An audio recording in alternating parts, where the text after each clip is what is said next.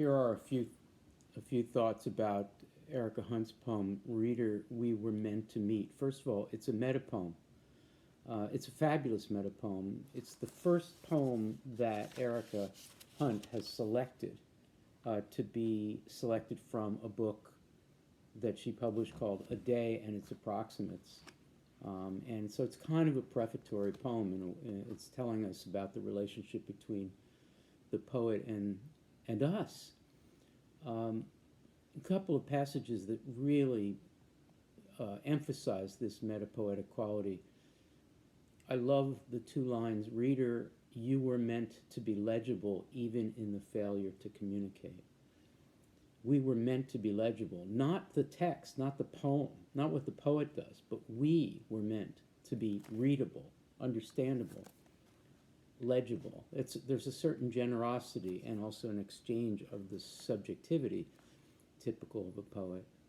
And even in the failure to communicate, so if the poet can't make plain what the poet wants to tell us, nonetheless, there is a touching, there is a meeting, and there is a legibility. The legibility is in that effort to relate. And then the line, Reader, step into my room, this page faces you. Yes, the poem is a room. The poem is a space. We have entered it. We've seen this so many times in metapoems. We are in the space that the poet has provided for us. And once we enter, we're making a gesture of intersubjectivity. This page faces you is a wonderful metapoetic line. We are facing the page. We are in the room with the writer.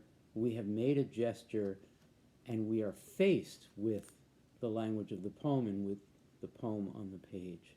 And then my favorite line, maybe in all of Erica Hunt, what will I miss if you blink? It's a question without a question mark on the text, on the page. What will I miss if you blink?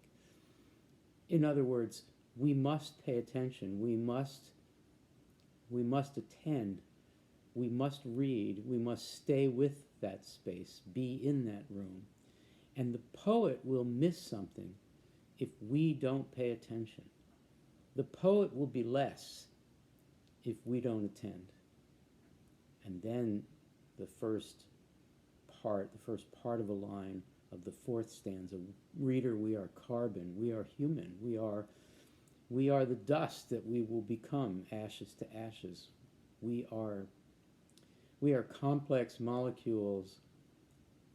We are the circle of life. Reader and poet together.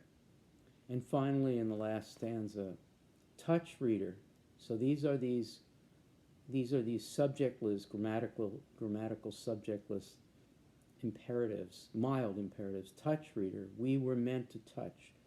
And when the subject and object fade into two subjects, and when the poet and reader have a relationship of meaning-making, of co-creation, then we exchange definitions. We exchange what words mean. We exchange connotation. To exchange definition and feed the pulse of language. I love that. Only when the reader connects with what the poet is saying does language live. Does the poet live? Feeding the pulse of language. There's something exciting happening when that connection is made. And Erica Hunt promises, or the speaker of this poem promises, that if you step into that room, if you step in, the gesture of stepping, or the poem itself, or the room will propel you. And not only you, but me. And not only you and me, but it, the poem, or the propelling. And then we will topple distinctions. We will make the world anew. We will ease doubt and belief, and I love this last line, all that in between. Meaning a kind of everything all across the spectrum of attention. Reader, we were meant to meet. And I actually think that the connection that we establish with writers is what this poem is also about in general. We must attend to what they are saying, and if we do, they will be whole. It's counterintuitive. It's very powerful.